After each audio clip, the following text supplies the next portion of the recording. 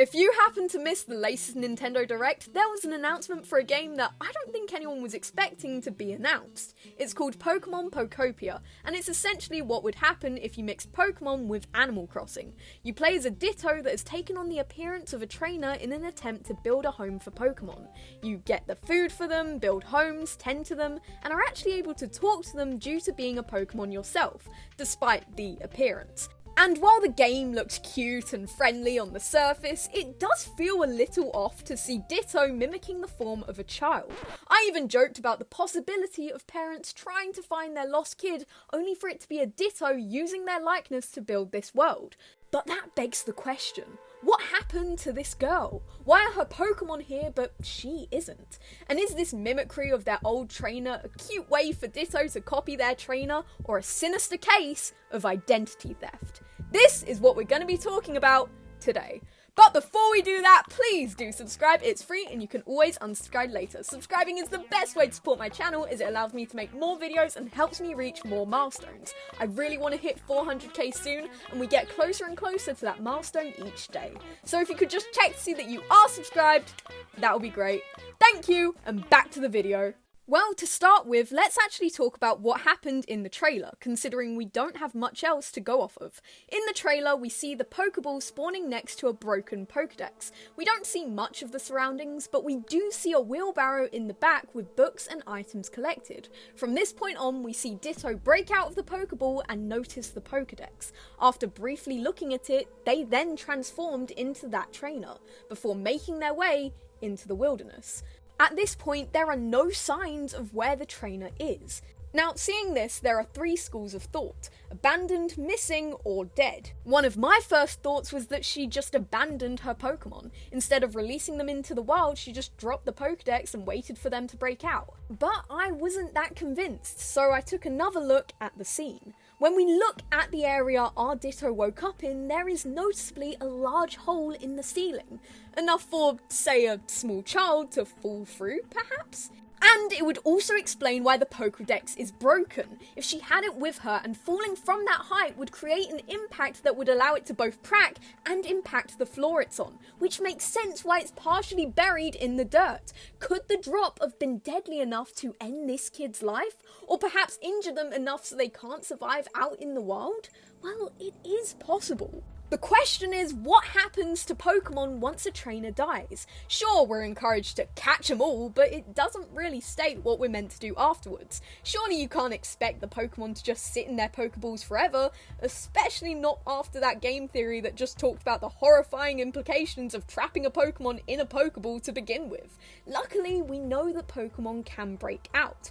So is that what we're dealing with here? The idea that this kid got injured and died in this cave, leaving all these Pokemon to slowly break out one by one until one takes on the appearance of the dead trainer, seems a little dark, but it's not completely unfounded. However, in the cave there's also a collection of items and books, things that wouldn't necessarily would have been able to be collected by someone who was heavily injured, or at least they could have been injured but recovered. So what if she didn't die?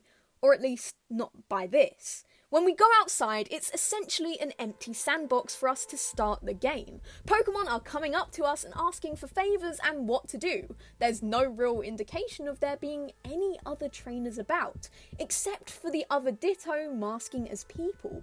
If there were Pokemon trainers near the area, surely Pokemon could seek more building supplies or food from the neighbouring people, but no, they come to you to solve their problems. Not only because you can speak their language, but maybe because you resemble something they were missing. There are no people on this island, but for some reason there are stairs and fences. So is it possible that this is past the time of Pokemon trainers, where instead of it being a horrific accident or abandoning their Pokemon, the people have just died out, at least on the island? All of the items we're seeing are old and broken. If there were other people, then at least outside the cave there would be other traces, but there isn't. There's only the stuff that we create, while the Pokemon gather around to build their new habitats. The people are gone. Maybe for a long time.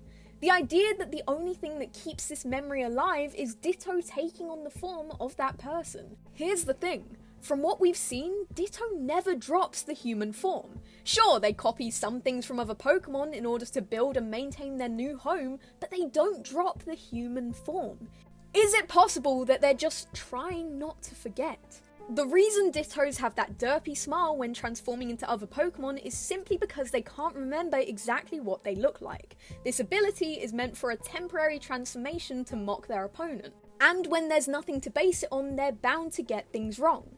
Ditto is keeping this form because they don't want to get it wrong. Because they don't want to let her go. They don't want to forget what their trainer looks like because that's the last reminder of their existence. I'm gonna be honest guys, that got way more sad than I thought. When I started theorizing on this, I definitely didn't think it was gonna end with grieving Pokemon who just missed their friend. But I still have one issue with this theory. The thing is that if it's taken this long for either the Pokemon trainer to die out themselves or the entire race to die out, then why didn't the Pokemon break out before? Well, I have a theory that this is out of loyalty to the trainer. The Ditto we play as is possibly really close to their trainer, staying in place before it became clear that the trainer wasn't coming back. And that becomes more depressing when you think about how long the Ditto stayed where it was. Did you guys ever watch that scene in Futurama where after Fry gets frozen for 1,000 years, we see from the perspective of his dog Seymour waiting for him to come back? Or while we know that's not possible because he's frozen, but the dog doesn't understand that, and we have to sit through this sad montage of watching a dog get older and older, still waiting for his best friend to come back, but we know it's not possible, and it's just really sad. Anyway, I think that's what's happening with our Ditto. They were stuck waiting for their trainer to come back.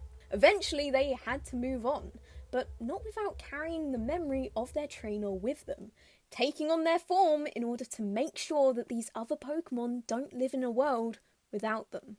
But what do you guys think? Are we onto something here? Thank you guys so much for watching. These videos are always fun for me to make, so it's great to know that you guys enjoy them as well. Thank you to the members. Once again, your support for this channel is why I can continue to make videos, and I appreciate it so much. But if you can't be a member, that's okay. I'm so thankful to everyone who's subscribed. Thank you, and I'll see you guys in the next video. Bye!